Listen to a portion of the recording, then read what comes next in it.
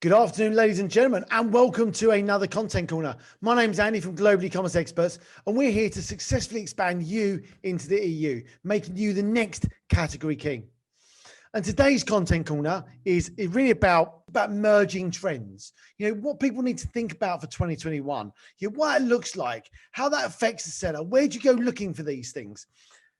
Now, I find this a really, really interesting piece because I like talking about these sort of things, but quite often you need someone to bounce off those ideas. So what I'm going to do is I'm just going to talk through some of the sort of things that I'm seeing and some of the data that we're seeing is showing us and how that sort of where that positions you and what you might need to consider.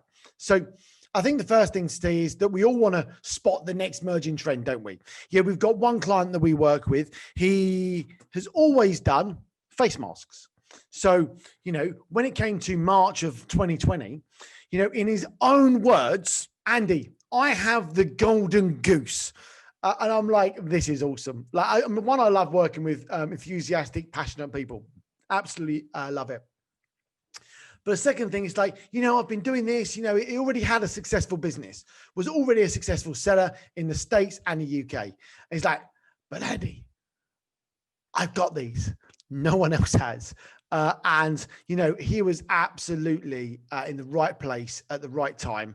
And when you talk about merging trends, what is a merging trend? Well, I picked up this, we looked at a new warehouse, we're taking on a new unit, and, this ruler was there.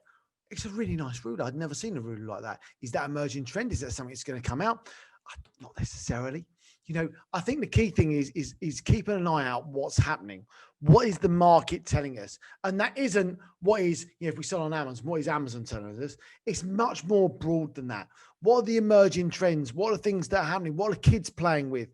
I think there was one, I think I was listening to Gary Vee, and some of you may or may not have heard him, but I remember him saying, it's look what the kids are doing. Because what the kids are doing and what we're all going to be doing. And I think it's really important to think about what history can tell us. I'm a big one for history repeats itself. So, everything we've done has happened before.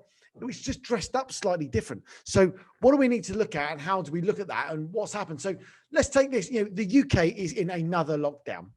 I think it's fair to say there's probably going to be another lockdown after this unless the vaccine actually works. And we need to take some consideration into those sort of things, but we're going to go into lockdown. And what did the last lockdown tell us? What did the last lockdown tell us in Europe? If you're selling in these marketplaces, what were the things that people couldn't get? What were the things that people wanted to buy?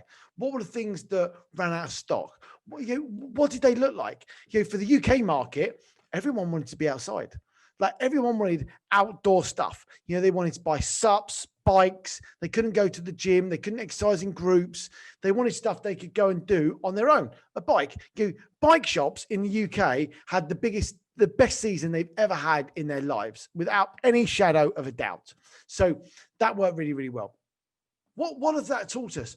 Other European markets had different lockdowns to us. I mean, Spain's lockdown was, there's a curfew. I mean, if you get seen outside, you're being approached and say you need to go inside. I mean, it was that. So for some of those other countries, there was much more focus on indoor games, board games. I mean, board games, one client sells board games. They went through the roof because everyone was at home. So they wanted a board game to play with.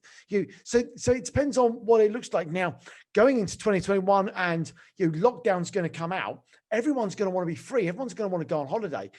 Where does that go? What does that look like? And I think that what you've got to look at is, looking at what your suppliers are doing, what your market's doing, what the kids are doing, what the people are doing, what the holiday season's going to bring. Now, obviously you don't have a crystal ball, but I think the important thing is there software that can help you? Can you look at the market, see what they're doing, make some pretty sound judgments? So it's really about thinking about what that vision looks like going forwards. Hopefully that's been super useful. My name's Andy from Global E-Commerce Experts, and we're here to successfully expand you into Europe. And hopefully that's giving you some top tips and guidance on what you can do to find any trends, emerging trends in the coming months. Thanks very much.